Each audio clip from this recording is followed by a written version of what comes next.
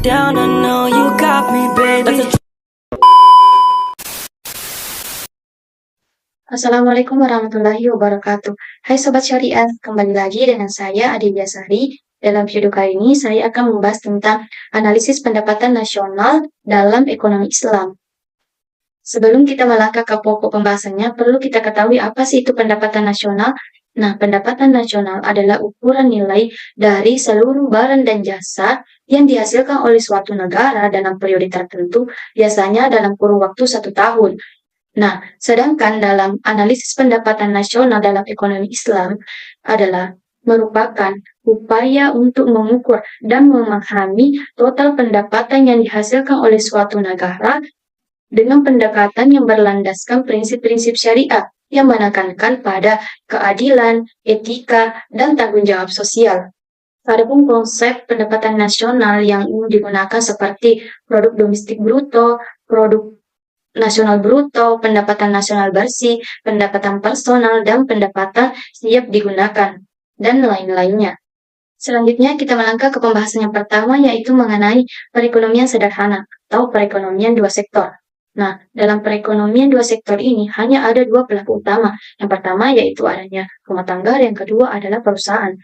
Nah, rumah tangga ini menyediakan faktor produksi seperti tenaga kerja, modal, dan tanah. Sedangkan perusahaan itu memproduksi barang dan jasa. Nah, pendapatan nasional dihitung berdasarkan interaksi antara konsumsi rumah tangga dan investasi perusahaan. Dan yang kedua yaitu mengenai fungsi tabungan dan fungsi investasi. Nah, dalam ekonomi Islam, tabungan dan investasi memiliki peran penting. Tabungan ini dianggap sebagai dana disimpan untuk tujuan produktif, bukan untuk tujuan spekulatif. Nah, sedangkan investasi ini diarahkan pada kegiatan yang memberikan manfaat sosial dan ekonomi, tentunya yang sesuai dengan prinsip-prinsip syariah. Nah, fungsi tabungan dan investasi seringkali digambarkan dalam bentuk fungsi linear yang menunjukkan hubungan antara pendapatan dan tingkat tabungan atau tingkat investasi. Nah, pembahasan yang ketiga yaitu mengenai kebijakan fiskal atau perekonomian tiga sektor.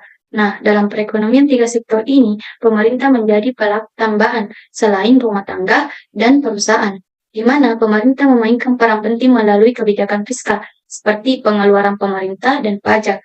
Nah, dalam ekonomi Islam, kebijakan fiskal juga mencakup instrumen seperti zakat, infak, dan wakaf yang bertujuan untuk mendistribusikan pendapatan dengan secara adil untuk mengurangi kesenjangan dalam perekonomian.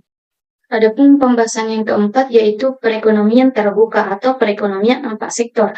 Nah, dalam sistem ekonomi Islam, konsep ini menarik karena melibatkan 4 sektor utama. Yang pertama itu rumah tangga, perusahaan, pemerintah, dan sektor luar negeri. Dalam perekonomian terbuka ini, negara berinteraksi dengan dunia luar melalui perdagangan internasional, investasi asing, dan aliran modal. Nah, ekspor dan impor barang serta jasa menjadi bagian penting dari aktivitas ekonomi. Sistem ini memungkinkan pertukaran teknologi, tenaga kerja, dan informasi antar negara.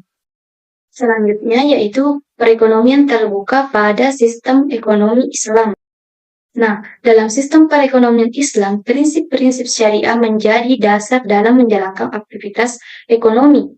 Karena perekonomian terbuka dalam Islam tetap mengutamakan keseimbangan, keadilan, dan transparansi. Misalnya, perdagangan internasional harus bebas dari riba, gharar, dan aktivitas yang tidak etis. Selain itu, zakat dan wakaf dapat digunakan untuk membangun ekonomi dan meningkatkan kesejahteraan masyarakat. Itulah pembahasan mengenai pendapatan nasional dalam ekonomi Islam, sehingga kita dapat menarik kesimpulan bahwa pendapatan nasional dalam ekonomi Islam dirancang untuk mencerminkan nilai-nilai syariah seperti keadilan, keberlanjutan, dan distribusi pendapatan secara merata untuk meningkatkan perekonomian masyarakat. Nah, selesai sudah pembahasan kita mengenai pendapatan nasional dalam ekonomi Islam dalam video kali ini. Cukup sekian dari saya, mohon maaf bila ada kesalahan. Wassalamualaikum warahmatullahi wabarakatuh.